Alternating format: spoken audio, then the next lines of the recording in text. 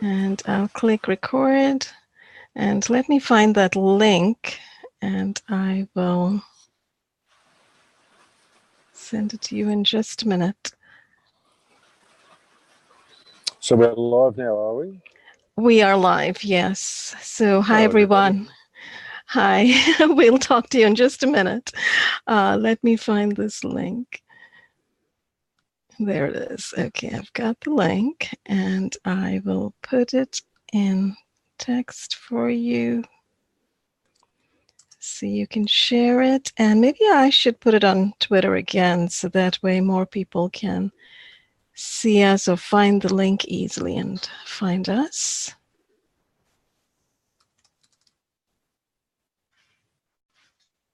Live with Max Igan. Brilliant. Okay. So, hello everyone. Good afternoon or evening or good morning, wherever you are in the world. Today it's Friday evening over here in Boston, and it's around 7 o'clock. But Max is in Australia, and it is around 9 o'clock for him. I'm very pleased this evening to be joined with Max Igan, whom many people know, who really probably needs no introduction. He is a musician, an artist, a radio host, a video show producer. He is the radio host of Surviving the Matrix on, I forget what channel precisely, Max. Where do you do Surviving the Matrix? It's on American Voice Radio. American Voice Radio, thank you. And plus you do your own video shows as well, right? Well, I do every weekly radio show. I make a video to go with it, and I post it on YouTube. So it's kind of a weekly show that goes out on the radio live across America, and also gets published to YouTube. Yeah. That's absolutely brilliant. Well, you know, Max, I've been a great fan of yours, as I was just telling you. I've been watching your videos for a long time, and I appreciate, just like everybody else appreciates, I guess, listening to you, your ability to synthesize vast amounts of information regarding the current state of the world that we are in today all around the world. And that essentially is going to be the focus of our conversation today: fascism ahead and how we can avert it. Both of us, I think, can see from, across the continents and across the oceans, the great dangers of what's going on in terms of how our governments are handling things around the world, and all of the many different false flag events that have been rolled out, the rise of so many issues that, a few years ago, none of us would have dreamed would ever be on the table. Things like mandatory vaccinations, things like a 5G rollout in the middle of a complete lack of regulation of 5G and a complete lack of awareness, within the telecom world of the dangers of EMF radiation, etc. And now we've got AI coming down the pike, robots coming down the pike. We've got chemtrails, we've got nanobots, we've got neural dust, we've got mind control weapons, we've got targeted individuals all around the planet. It's quite exciting, really. So where should we start in terms of beginning to look at this picture and asking ourselves, what is going on? Why is it going on? And how can we stop it? Yeah, it's an interesting bag of tricks we've got dealt to us. It surely is. Look, the smart grid, the control system, the surveillance system is really what people need to be paying attention to. So much stuff's going on in the world to keep us distracted from this. All sorts of things. I mean, wonderful things we can go and investigate, which stimulate the imagination, but we're not really paying attention to what's going on around us, which is the smart system. The smart grid is the ultimate end game. What we've seen, I've been warning people about the social crediting system that's been put in place in China, and I've been telling people this is going to come to our countries as well. And we're going to see this introduced. We've just had it announced actually in Australia that Darwin is the first smart city in Australia, and they are adopting the Chinese style of surveillance with social crediting, putting up virtual fences around people and around certain areas is what they're talking about. So it's all coming to our own countries. It's all coming everywhere. And people want to know what to do about it. A lot of people say, yeah, I'll get active, I'll do this, I'll do that, I'll get out there on the front line. And the most basic thing, the first thing, if anybody wants to stop this system happening, the first thing they need to do is throw away their smartphone. How many people are prepared to do that? That's the thing. You know, I don't own a smartphone. You know, I'm 61 years old and I don't own a smartphone. If you are an activist and you really want to speak out against this system and you own a smartphone, forget it. Forget it. You're not doing anything because Now, can you I are ask supporting. why? Yeah. Is it because of what you're supporting? Is it the telecom companies? Is that the No, reason? it's the surveillance. The smart fences, the smart grid that they're putting into place is activated by smartphones. It tracks your smartphone. It knows what you're doing. Your smartphone knows everything you do. Your smartphone has a barometer in it even. It can measure air pressure. It knows when you get in a car. It knows when it's traveling horizontally. It knows when it's going up and down stairs. If it knows the starting point of where you started on your journey and where you've gone to, it can track you everywhere you went, when you got in and out of your car, who you spoke to, what shops you went into, everything you did. That's what your smartphone is doing.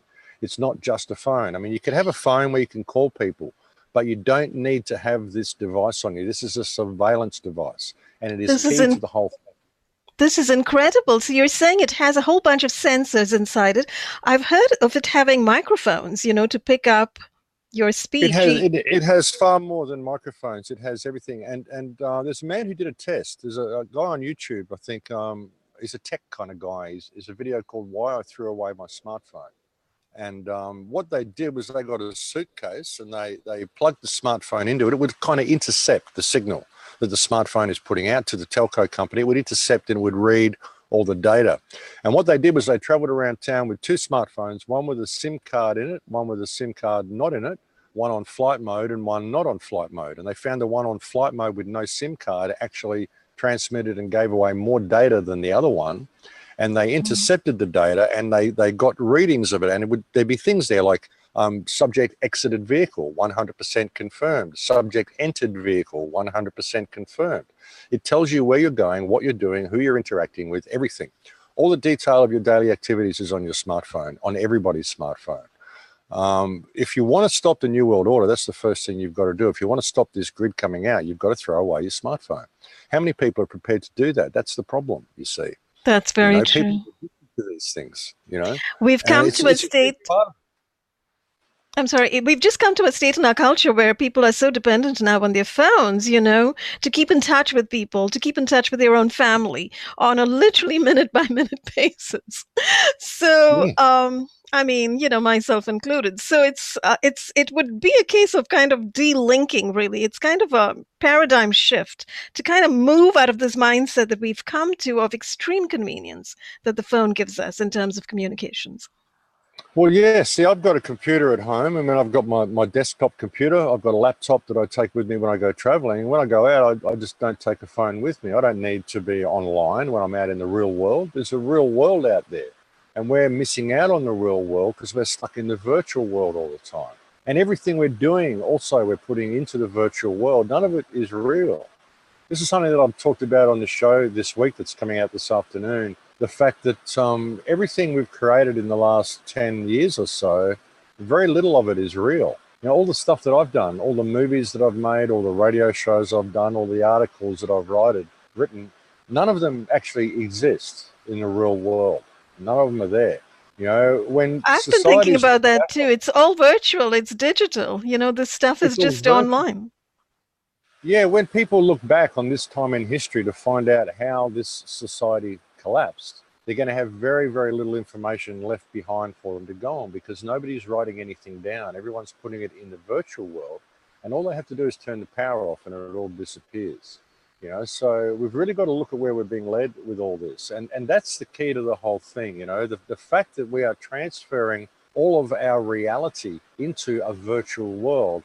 And that virtual world is creating an electromagnetic digital barrier, an interface that we need to access this digital interface in order to access the real world around us. It's creating this digital barrier between us and society and us and the world. And we're doing it ourselves. And as much as we want to protest this system, as much as we want to speak out about government corruption and all of the stuff that's going on overseas, I mean, it's atrocious. The wars, the death and destruction, everything that's going on is terrible. But, we scream about it. We don't do anything about it. We can't do anything about it. And while this is happening, this whole smart grid's rolling out, we're distracted screaming about all this stuff. It's like the analogy I use is it's like we're locked in a house and we're worried about these packs of dogs outside and all this stuff. The neighbors are fighting, all these things. So we're screaming out our windows and we're barricading the windows and barring the doors. And we haven't noticed that there's these lice crawling in across the carpet that are taking hold. And it's always been about the lice. All the other stuff is a distraction. That's what this smart grid is. The smart system, the smart grid, the surveillance grid that's been put in place is the end game. And if people don't stop participating in it, then there's nothing we're going to be able to do to stop it. And the key to the whole thing is your smartphone. Get out of this digital virtual world that you're locked into. You don't need to be connected 24 hours a day everywhere you go. You've got computers at home. You can access the internet, do all that stuff. Out in the real world, there's real people out there. And people are becoming more and more disconnected from each other, more and more closed off from each other because they're just stuck in these phones all the time. And that's what we've got to get away from. And as much as I do around the world and lecture to people and all the stuff that I do and all the plans that I put forth and all the positive action I try to mount, people will go so far and they'll go, yeah, let's do it. But as soon as I say, are you prepared to throw away your smartphone? It all turns strange for them. And that's the first step. That's the first step. So, if we explored that a little bit, I'm sorry, I didn't mean to cut you off. You were saying something. That's okay, but it's a hard thing. It's a hard thing because it's a really big step for people to have to take. But ultimately, it's only a small step, really. I mean, we didn't have these things 10 or 15 years ago. There's no reason for us to be so dependent upon them. There are people around us we could talk to. You go to parties and you see kids texting each other across the room because they're losing their communication skills. This is what these things are doing, and we need to pay attention to where we're being led with all this. Mm-hmm. That's a brilliant point. And if you actually explored the possible consequences of actually people en masse giving up this thing, this little object that's become a source of such intense necessity in our lives today, if we got rid of our smartphones, and if we replace those with something else, some kind of other phone that just worked as a cell phone or not? Yeah, you just have a cell phone. I mean, if you need a cell phone so you can ring people, great. I mean, you probably need that because they've removed all the phone boxes everywhere. So you have to have a cell phone. They're kind of forcing us into it. They're kind of trying to force you into it so that you need one to go into airports and do your airline tickets. They're trying to make it so you actually need these things. That's right. It's only because we use them that they're doing it, that they're able to do it. If we stop using them, then they won't be able to do it. And we don't need to be connected all the time. We really don't. I mean, this is the way out of the system. If you look back at what you were saying before about how the whole satanic side of it and all that sort of thing, the dark occult side of it.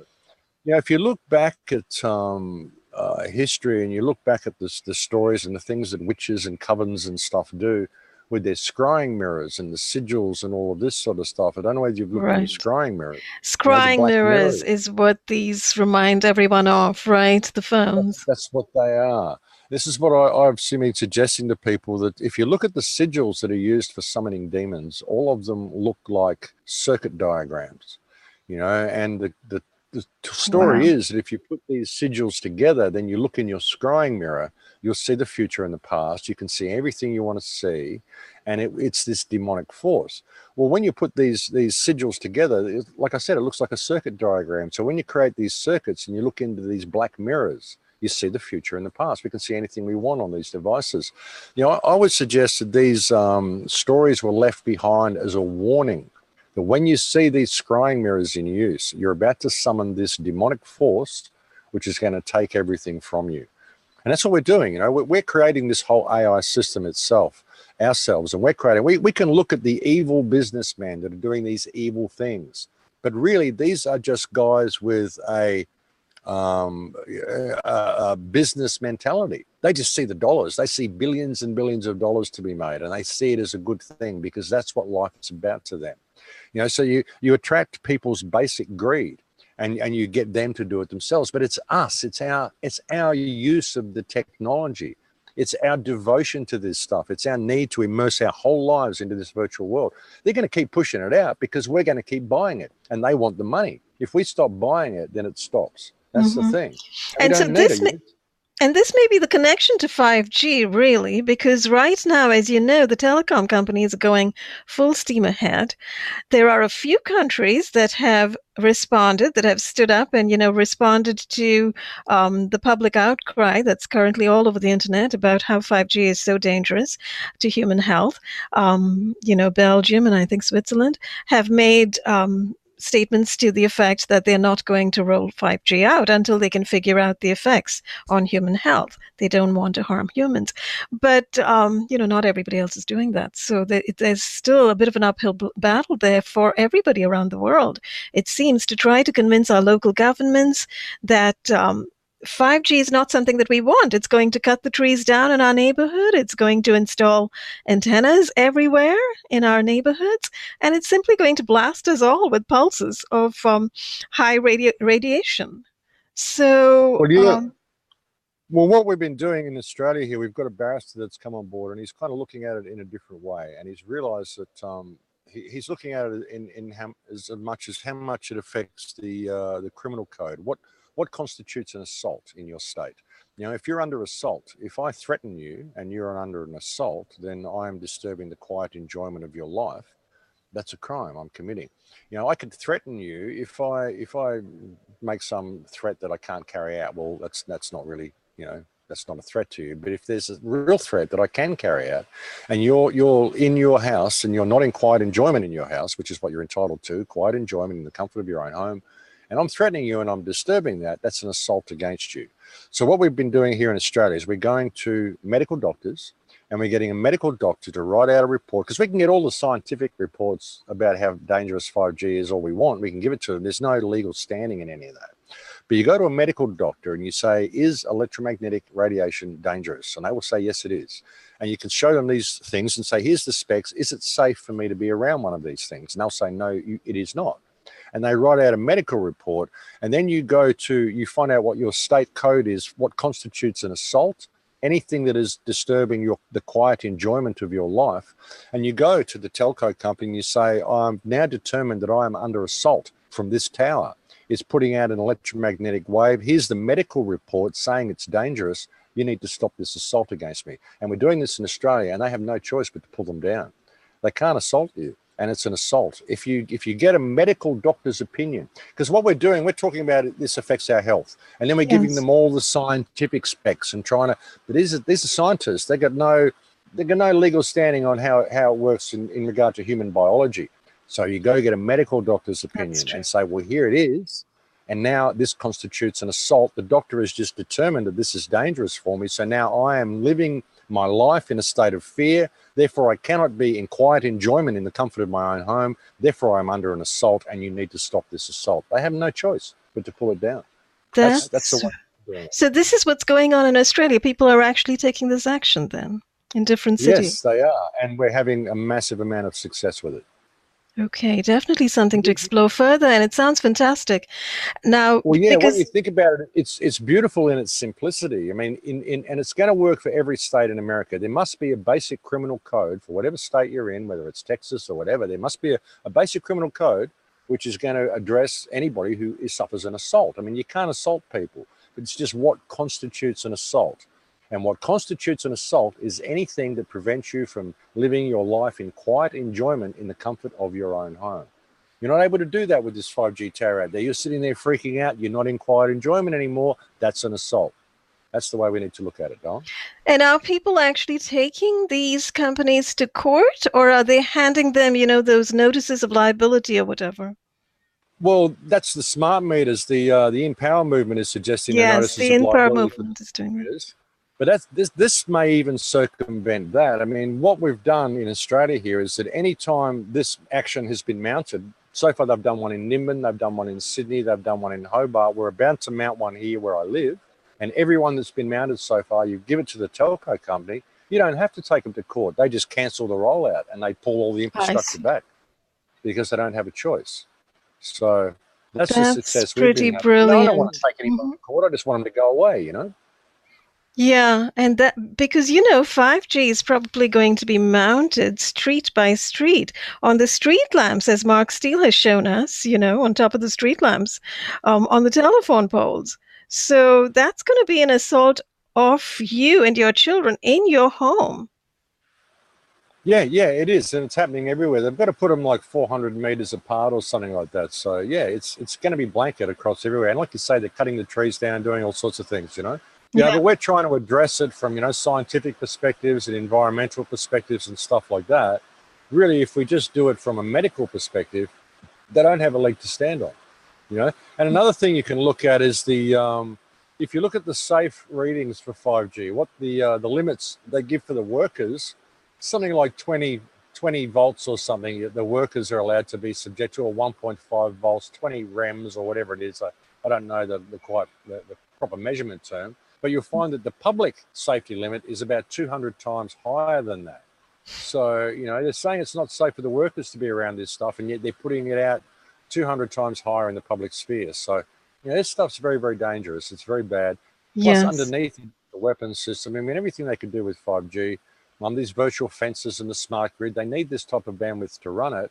But as I've often said, you can go and look up DARPA patents and any electromagnetic warfare, any electromagnetic weapons, and it all runs off 5G. That's the carrier wave, active denial systems. The millimeter waves, ADSs, exactly. Yes, they're all the same range.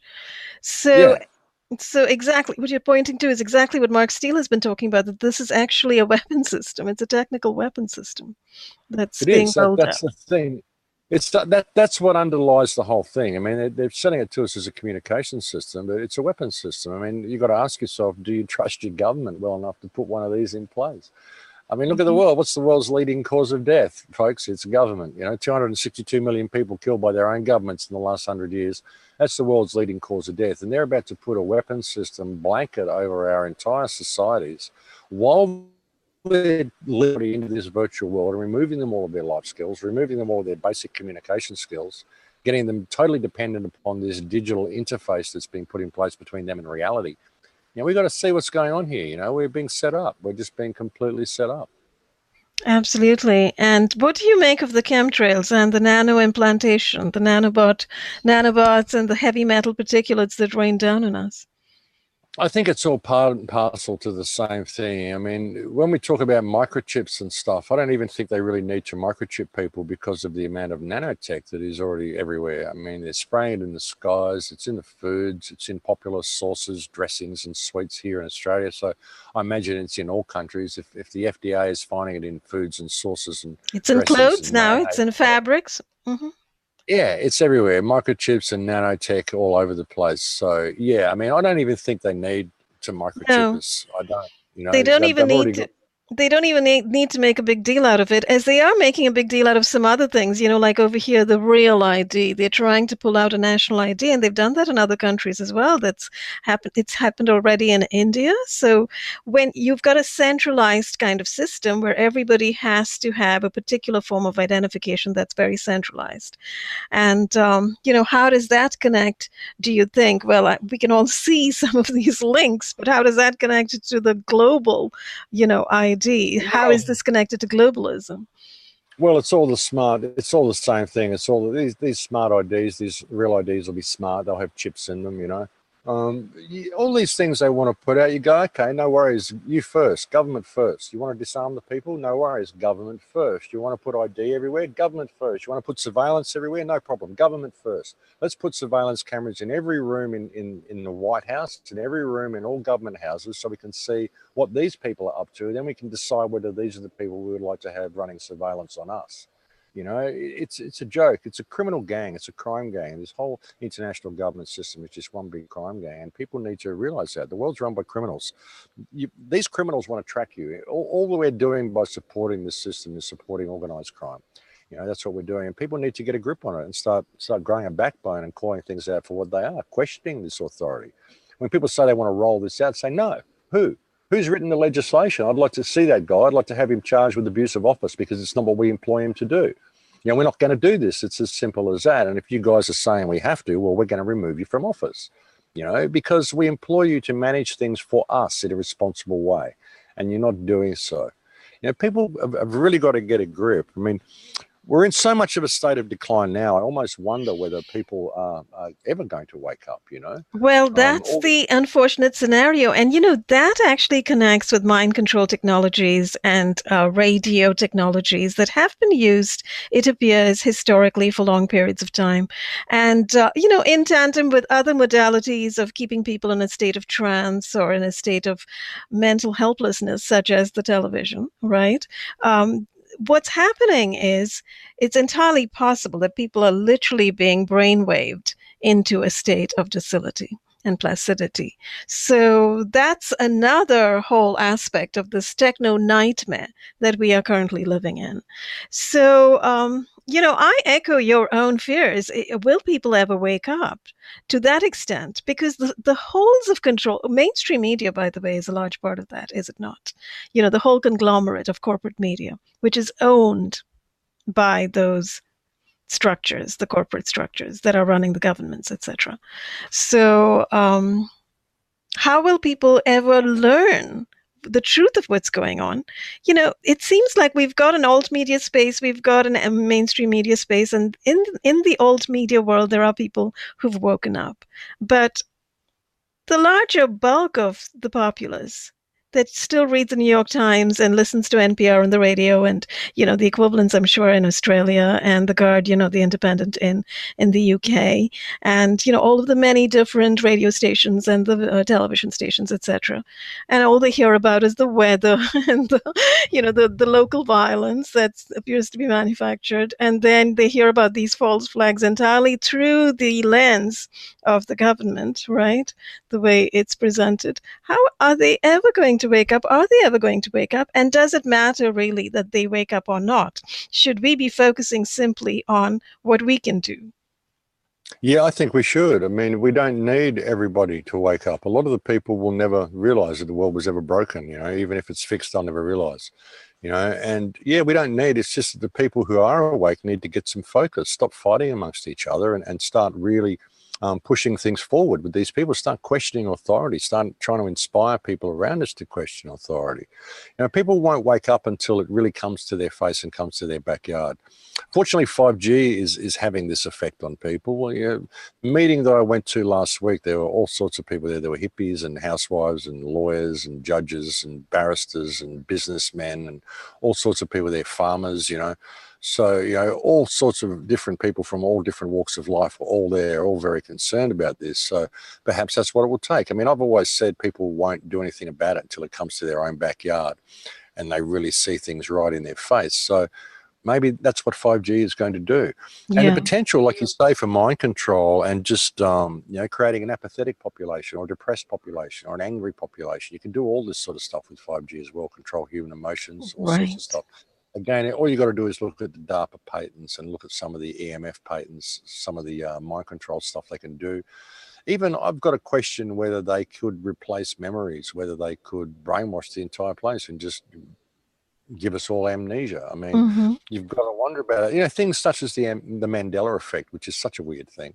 Some people say it's fake, some people say it's real, whatever. I mean, I don't know. I have memories that have changed. So I often wonder whether that was a field test for 5G, whether it was a field test for memory replacement or, What imagine what exactly they is the could do. Mandela effect, if you don't mind? Well, the Mandela effect is people remembering things differently to what they were. Lines in movies changing, I the see. spelling of people's names changing, things like that line, that famous line in what was that movie with Tom Hanks, where he said life is like a box of chocolates. Oh, Um, yes, I've forgotten the name of the song. yeah, but that It's the that name of that movie, guy that as well. famous movie, like that famous line, life is like a box of chocolates. If you look at Mm. that now and you go watch the movie, he says life was like a box of chocolates and stuff like that. There's all sorts of Ah, things. okay. The spelling of Pete Townshend's name has changed. Like I go pull my old Who albums out of my record rack and look at them, and it's changed. It's spelled differently the way I remember it. Stuff like that, just little things. A lot of people are remembering differently. And some people say, oh, it's a hoax, it's this, it's that. Well, I don't know. I've got memories that have changed. So I wonder whether it was a field test that they ran in replacing certain people's memories just to see whether this would take. I don't know. Very interesting. I have to say, there's a real spate of people actually having short-term memory loss over here, even among children. Now, can you imagine children having short-term memory loss? But I know a child who was diagnosed at 8 years old as having short-term memory loss. At Mm. 8 years Well, old.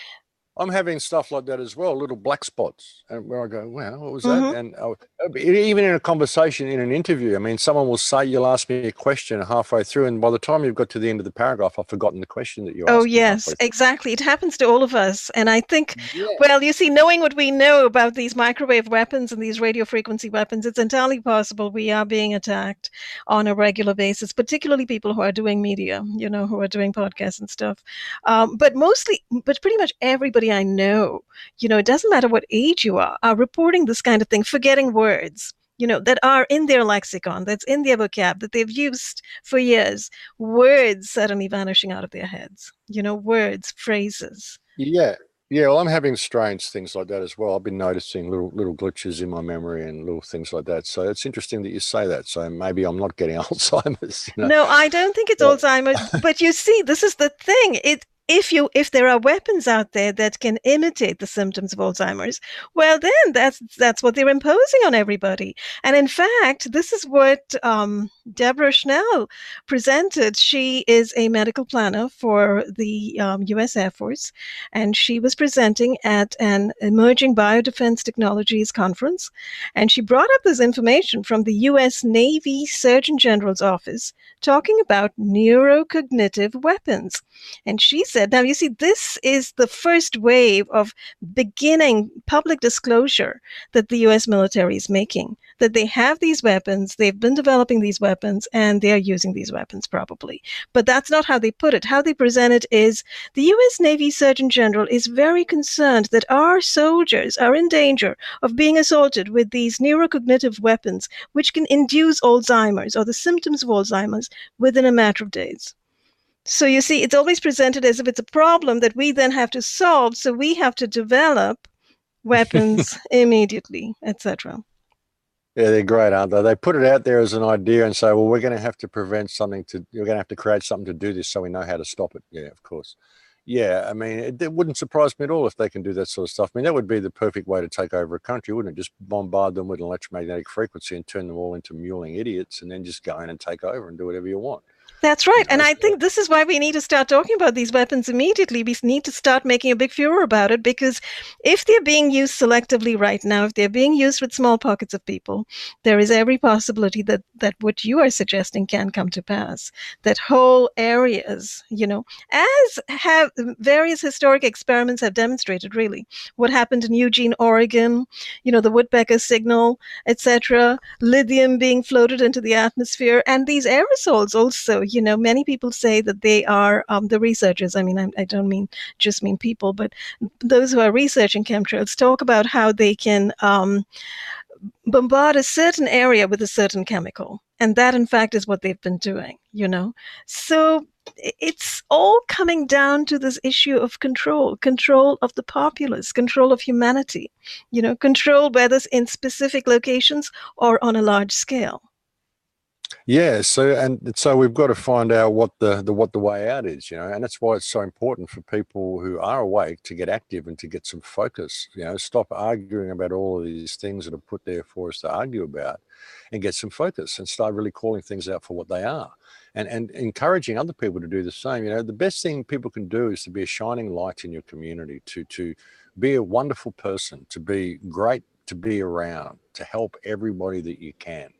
To be someone that people look up to and respect, just a decent person, because there's so few of these in the world today. If you can do that, maybe you can inspire people around you to be the same. We can stand together. The power of a united community could change all this. But if people aren't prepared to put down their tech, then it's not going to happen. That's the problem. We've got to help people see the dangers of what the tech is. Help people get reconnected to nature again, get reconnected to the world again, because we're fast losing this connection. And the kids that are coming up through school now, if this tech comes online, these kids are going to have no reference point for what freedom even basically looked like at all.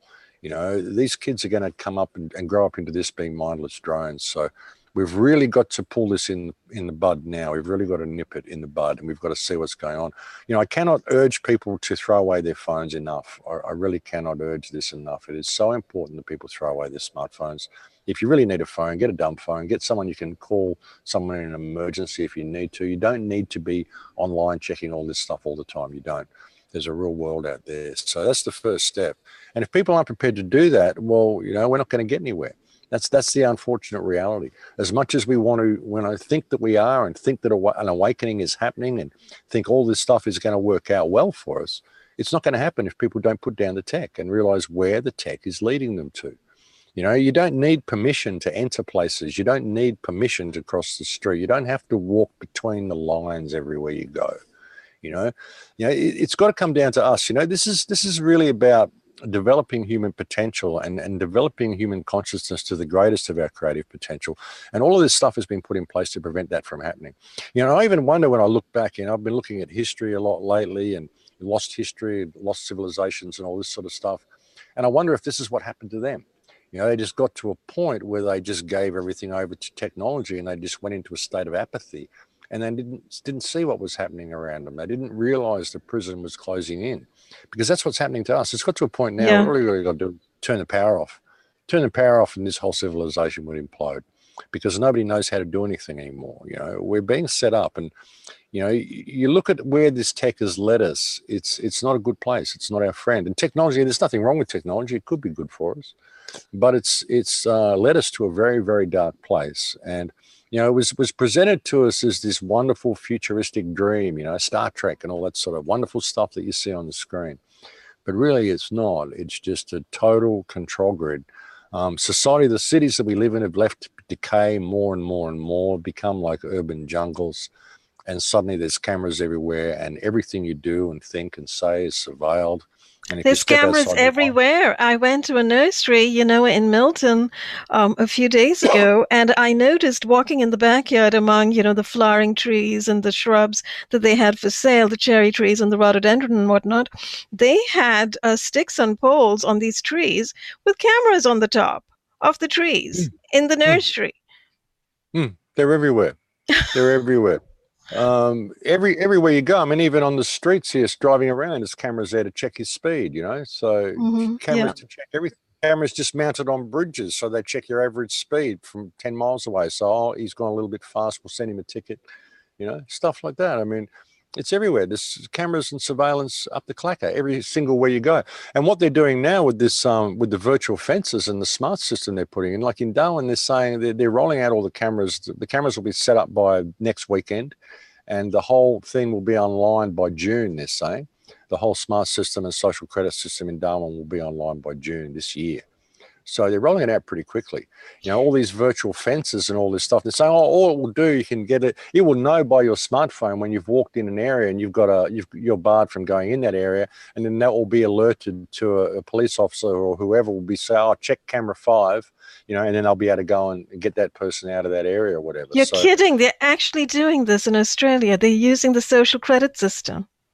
yeah, they're But the going to whole do this. They're going to have it rolled out in Darwin by June, they say. I just read a report yesterday in the Northern Territory Times to talk all And about it. this is based on social media action and such, the stuff that you say on Twitter or on Facebook or Yeah, whatever. they want to know. They want to know what people are watching on YouTube and what they're doing on Facebook and all the stuff they're doing. It's all there in the report. Yeah, that's what they're doing. And they're saying virtual credits set up around China's controversial social credit system. You know, this is what they're doing, and Which they're Google trialing it. helps develop, right? Yeah, yeah, and this is Australia's first smart city, first model, you know, that they're rolling out based on the Chinese and Korean models, and they openly say it. So it's coming. It's coming to everybody's country, and they're saying, but it's all based on smartphones. They'll know when your smartphone goes across a border.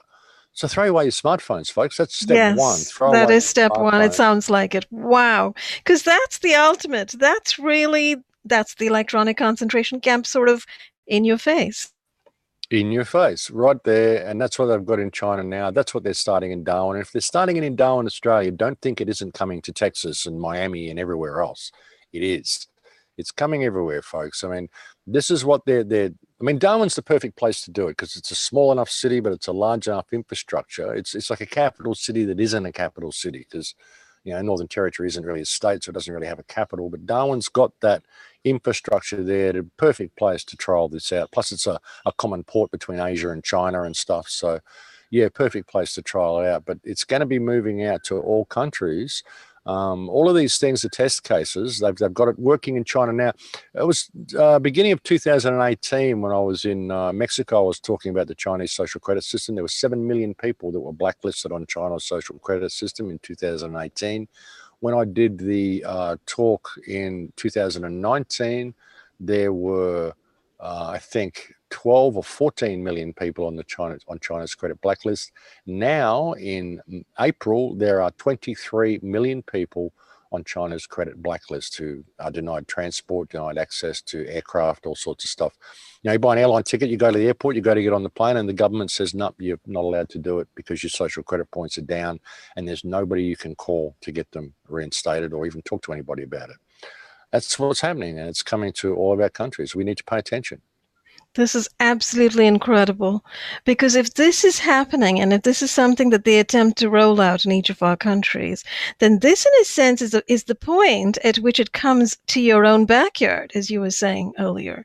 If this begins to affect you, then that is a way people are going to wake up, I would imagine. This is a point at which people would wake up. But, the rest of us who can see the horrors of this and can see this coming down the pike, we do not necessarily have to wait for these other people to wake up, right? I mean, no. You can lead by example in what you're doing now. You really can. And what's happened in Christchurch is propelling all this as well. We've just seen new laws come in England whereby you can get 15 years jail for viewing terrorist propaganda online. So what constitutes terrorist propaganda? Yeah, good question. That was going to be my question. Is it a podcast that speaks out against the government? What constitutes terrorist propaganda? Recently, we saw a guy, Martin Sellner in Austria, who was he received a donation from Brenton Tarrant, the Christchurch shooter, about a year ago. So they've got him for this random donation he got from this guy he never met. So they've been able to shut him down. And so now they're going to be able to get people like you and I who get donations. What would it take to get some plant to set up on a Patreon page and just give everybody $20 a month for 6 months, and then suddenly have him vilified by the media as being connected to terrorism, and suddenly everybody he's donated to finds the police knocking on their door. And of course, then we get seen as protagonists, people who've inspired this person to carry out this terrorist activity. So we become there'll be a connection there. Oh, I see. That's the connection they'll draw. Yeah. You can see where they're pushing all this, And when they've got everybody on surveillance and they know everything you've been doing, they're going to know, well, that's Max Igan, that's that Max Igan guy. He's that protagonist. We can't let him in here. We can't let him do that. They just block you from doing anything. So that's why they want to take it all over to digital as well, which is, where the cryptocurrency falls down. Cryptocurrency could be great as much as freeing us from this fiat system, but unfortunately it's a digital currency. And they're not looking, the crypto guys aren't looking at the social credit system that the government is putting in over the top of the crypto system. Now, and when social crediting comes in, it doesn't matter how much money you've got. You can have $10 billion in the bank. If you're not allowed to spend it anywhere because you're down on social credit points, well, who cares how much money you've got? So that's the thing, it's all to do with purchasing power and good behavior. And you have to behave and do what the government says, or we take your points away and you can't go places and you can't do things. So, this is mind control to the nth degree. And it's protectionism. It's a protectionist racket. It's like, they can do anything they want, but they're going to be very protected. And the populace, your rights are literally being taken away from you. Your right to think critically, to think on your own, to think independently, to act independently, and to question authority or to question anything or anyone, that's being taken away. So, that what you had said earlier, it's time for people to start questioning authority. In the US, this is almost like a taboo subject, because I hope things are changing now, because it's been years and years since the Patriot Act was established, and the list of things for which you could be got by the government, by the FBI, it is endless. You're going to be watch listed if you're a constitutionalist, if you are overtly concerned about the environment or any issue. in the world, if you question things, if you speak out too much online, all of these are apparently red flags. Well, those are the red flags to a communist government that's seeking to shut people down. And that's the system that we've been living in for almost 20 years, right? Since 9/11. So we're at a point now where people can see very clearly what's happened. So questioning authority is actually a big, big deal. And if we do not question authority, if we do not question these laws and regulations, if we simply accept everything, then, what is going to be the outcome of that? What is the sort of the natural outcome of that?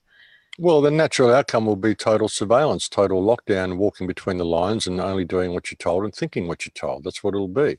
And all we've got to do at the moment to stop this is throw away our smartphones and connect with the people around us and start building strong communities, get back out into the real world. If we do that, then there's nothing they can do. I've often said that, just an act of non-compliance, just refusing to comply with anything that causes you to step outside your moral compass. And imagine if the whole world stayed home for a day. Imagine if nobody in the world spent any money for a day. It would send a shockwave around the entire world. I've been trying to get people to do this for 10 years, have a day of non-compliance, where everybody stays home. Nobody spends any money. Nobody buys any gas. Nobody goes shopping. Nobody uses credit cards. Nobody supports the banking system for one day, 24 hours. See what happens. Wall Street would freak out. It would send a shockwave around the world, and maybe it would inspire people.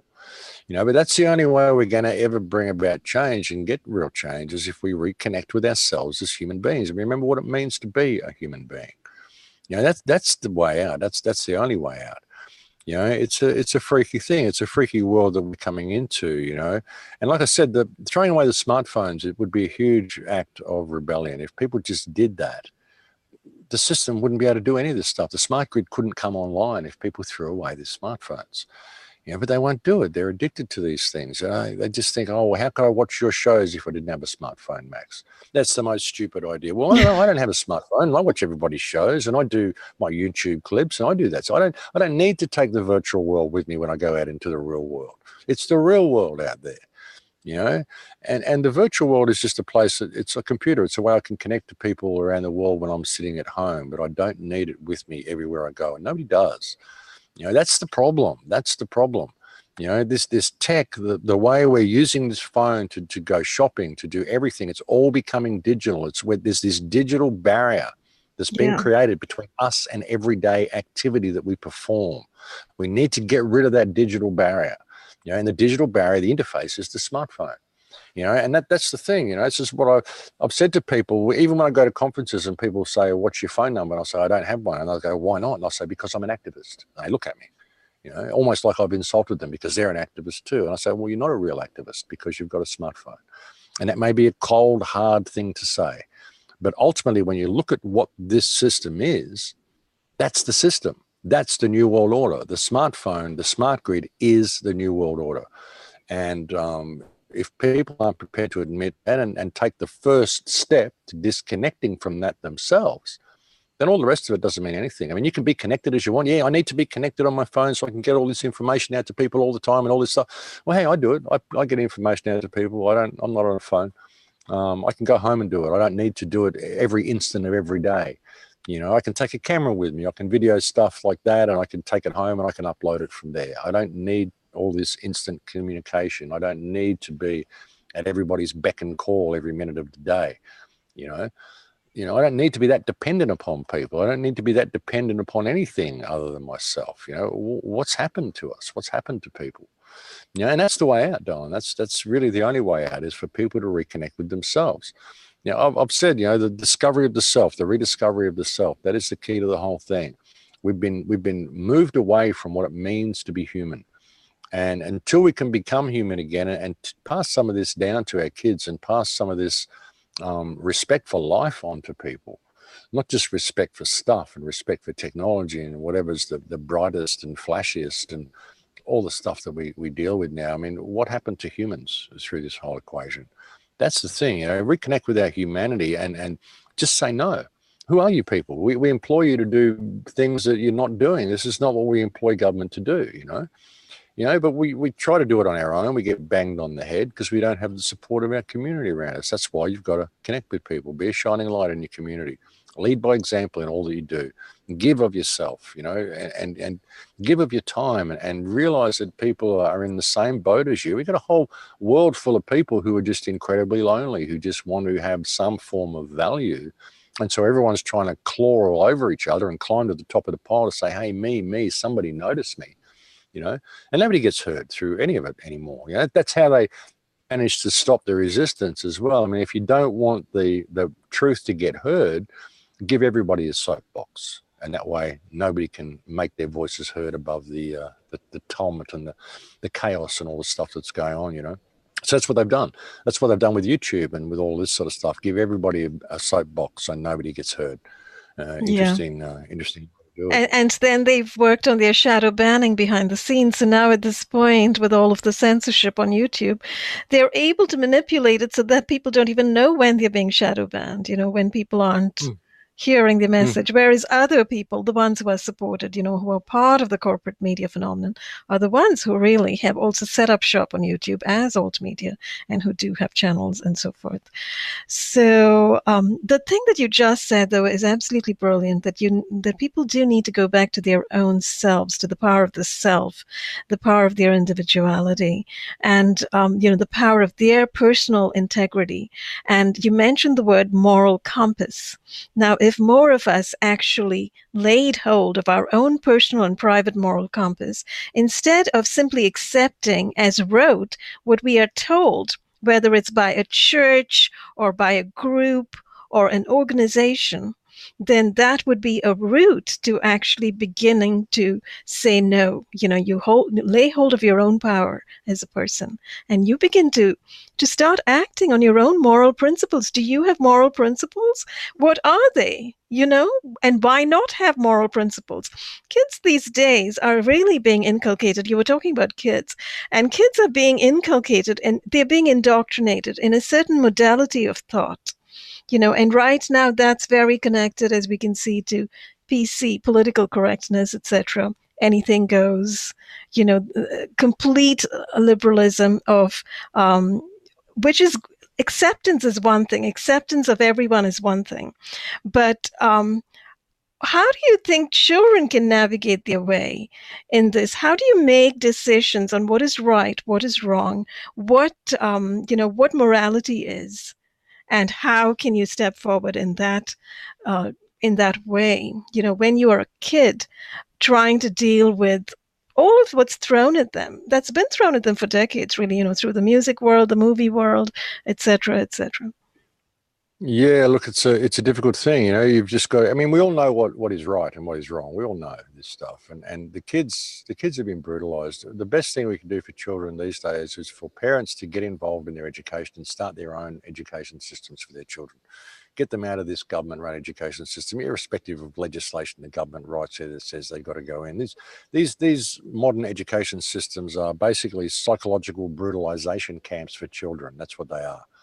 They are absolutely brutalized and taught what to think, not how to think. They're subject to all sorts of peer group pressure and incredible brutalization, these children. We've got to get them out of this education system. Yeah, and one modality of learning, and no really questioning what they're learning, and no personal experience of questioning that and finding their own answers, whether it's in math or science or anything, really. It's disgraceful. It's disgraceful what they've done to kids. I mean, it was bad enough when I was at school, and that was like 40 years ago, 45 years ago. And I got kicked out of 4 schools for arguing with my teachers back then. I didn't like what they were trying to do to us. Now I can't imagine how bad it would be in a modern education system. In a modern education system, you can't have any genius develop. You can't have any free thought develop. You mentioned someone like Michelangelo or Leonardo da Vinci going to a modern school. Oh, they don't want that. They would be squashed. They would be end up excommunicated. They'd end up in a boys' home or something. You know what I mean? Mm-hmm. Because they were too much of a rebel. Because you can't have genius in this current system. You can't have anybody flourish above the flock, or anybody who does will get grabbed by the NSA and come in and work for us or whatever. So yeah, or get you rid get of this education system. That would be a help. Yeah, that would be a help. Get rid of the education system, but you've got to connect with your children. Is the problem? People don't really connect with their children anymore. They just put them in front of a TV, and that becomes the parent, because the parents have got to, both parents have got to work in order just to keep a roof over their head. So this has all been taken from the kids as well. So that's why we've got this collectivism, Instagram culture where everybody just wants to get likes all the time because they want to have value, because they didn't ever experience that value from their parents. I mean, developing good relationships and good friendships with your children is the best thing parents can do, really. Don't just be this authority figure. Be a friend to your kids and spend time with your kids and let your kids know that you love them.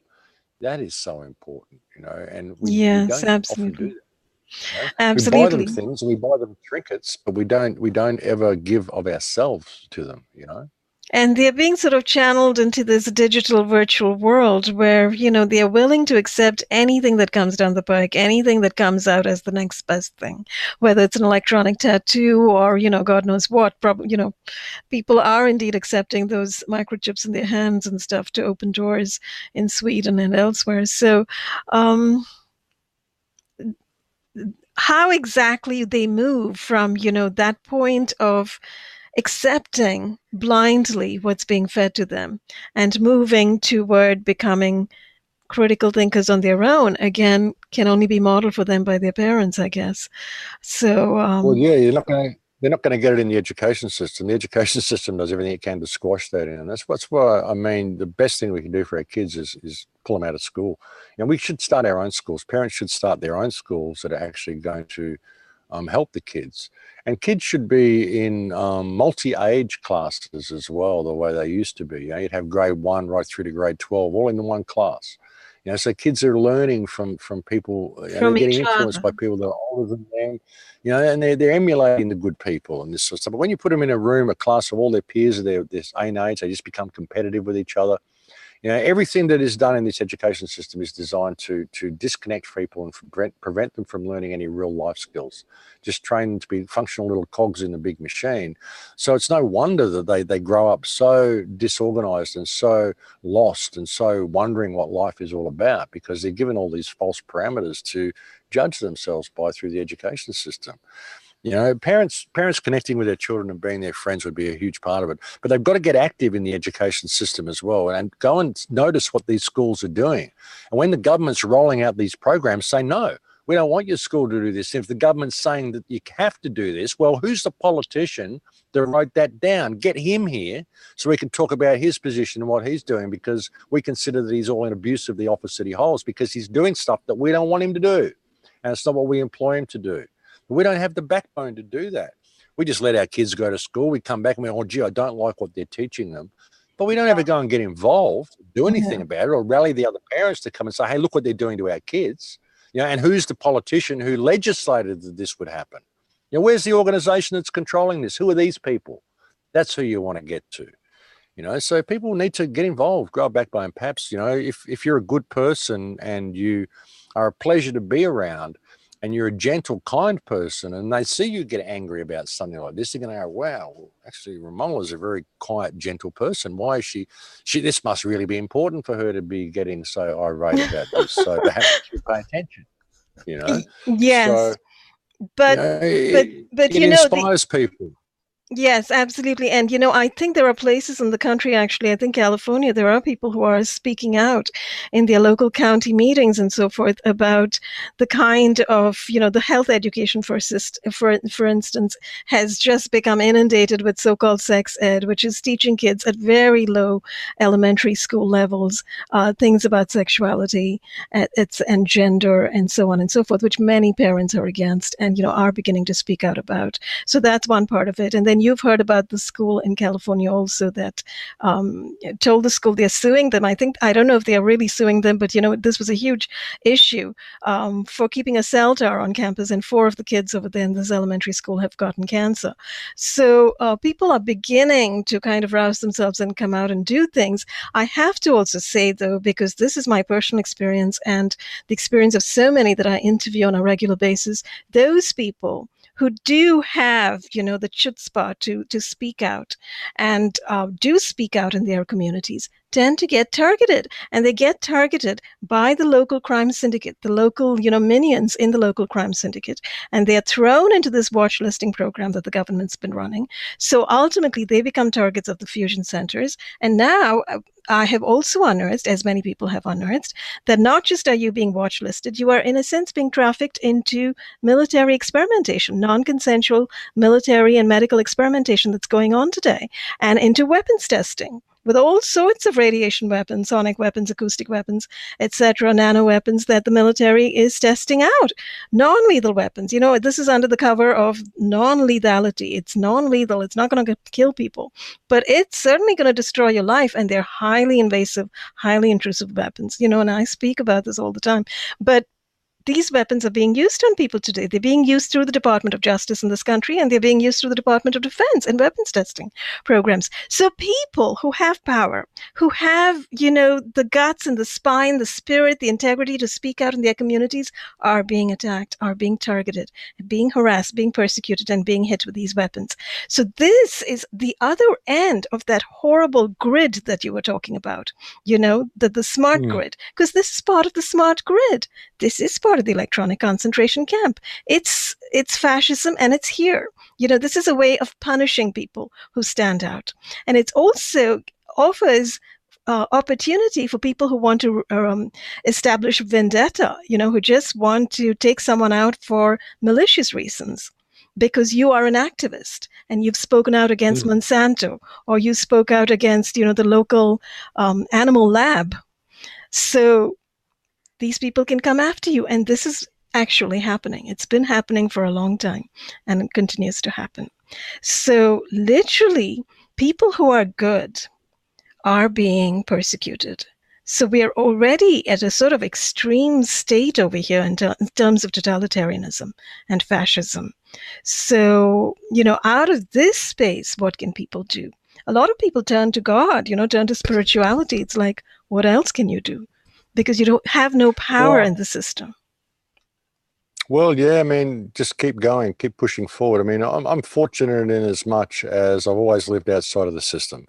I grew up, I lived in a storm drain when I was 12. I've been homeless. I've lived in homeless shelters. I've been in terrible positions in my life. So you can't do much to me that hasn't already been done. It doesn't really affect me. I live in a shed. I don't have any utilities here in my name. There's nothing they can cut off from my life. The only thing that I have that connects me to the system is a car registration, a driver's license, and a passport. That's it. I don't have any other connection to the system at all. So I'm kind of very hard to target, and I don't have any fear of these people at all. And they can target me all they like. It will just make me speak louder, because that's just what I have no stake in the outcome of this, Dolan. I live my life in that way. It's just about the journey. It's about what you do with the information that comes to you through the journey. I have no fear of death, and I have no fear of this system or any of these people. I can see through them for what they are. And so I just do what I do, and I will continue to do it irrespective of anybody who tells me I can't. That's just the way I've lived my life. I always have, and I always will.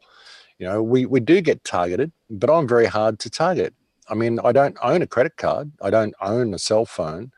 I don't do any of these things that most people do. So I'm a very hard person to target, I guess. I mean, I live out in the country in a shed. There's nothing here that nobody would hardly even know where I live, because there's nothing to connect me to this place, nothing in my name anywhere. So, yeah, I guess I'm in a unique position that way, where I don't get targeted too much. And any time they have, I mean, any time I've been taken to court or I've got in trouble with the authorities or anything, I've managed to talk myself out of that situation and leave the area. So, yeah, I guess that helps. Having no fear and no stake in the outcome really helps. Because you're only here for a breath. You're only here for a little while. Life goes very, very quickly. I'm 61 years old. I remember being a teenager just the other day. It was just not so long ago. So it's a very, very quick journey through this realm, and you can't take any of it with you anyway. And it's not about your stuff. It's about, the legacy you leave behind. It's about what you do with the experience. All the information we get, it's about what you do with it. Whether you choose to be in fear, whether you choose to see it as something empowering and something you can do something about. Because all the people that are doing this are just people. It doesn't matter if they're in fancy dress or wear suits or any of that sort of stuff. I mean, they're just people, and there's far more of us than there is of them. It's just that we've forgotten who we are. So, that's what I try to encourage in people, is just to try to trigger that basic memory. Because everything I'm doing, I say stuff and people say to me, well, it's almost like I already knew that. It's almost like you were saying what I thought. I just didn't know that I thought it. And that's why I call it the rediscovery of the self, because we've already had this blanket put all over our minds. We've already had this glaze put over us, where people think we're heading for a state of amnesia. We're already in one. People think about the time of the fallen after the great catastrophe or whatever, and we go into a dark age. We're already there. We're already in the dark ages now. This is the time after the fall now. We are in that place, and but we're coming out of it, I think. I mean, all the negative stuff that's happening, I mean, like I say, people see it's in their face, and people are seeing it now. People are seeing it and going, well, hang on, I actually don't have to do any of this. And it's really as simple as that. You don't have to have a protest or anything. You just go, hey, I don't have to do this. I actually don't have to do this anymore. It's an interesting thing. There was a guy that I saw sitting on the beach in California, 70 years old, just sitting there crying. Just sitting there crying, old man crying on the beach, sitting on the sand crying. I said to him, what's the matter? And he said, nothing. I just realized I could have done this 50 years ago. Just sat on the beach, because all the other stuff was meaningless. All the stuff that we thought we need to do, you don't need to do any of it. You don't need to build this big pile of stuff and climb to the top and say, look who I am. I'm my stuff. I worked my whole life to get this big pile of stuff.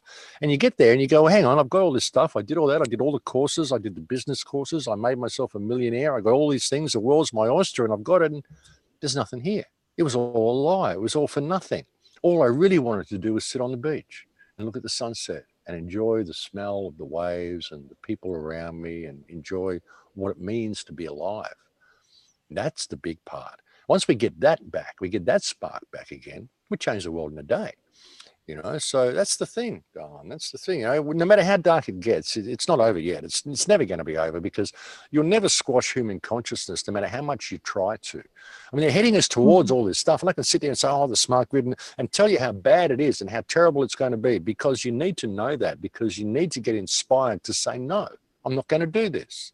But if you don't know the problem's coming, then you're going to be led into it, and then you're going to wake up and go, hang on, how did I end up in this smart prison? And you're not even going to know how you got there. So people need to make people aware of what it's going, but not see it as something all encompassing and all bad and all terrible in this dark future that has to happen. It doesn't. All we got to do is say, hang on, I don't want to do this. I'm going to go over here. I'm going to go over this way now. You can come with us if you want, or you can be your politician. We'll go put you all on Christmas Island. We'll give you all a hammer. You can have your war, but we're going this way now, and we're not going to do it anymore. We've realized that we don't actually have to do this. It's just an idea. So that's kind of where we're heading, I think, Darla. No matter how negative it gets, that's ultimately where we're going to head to in the end anyway. Yes, absolutely. And I think that's really brilliant and eloquently put.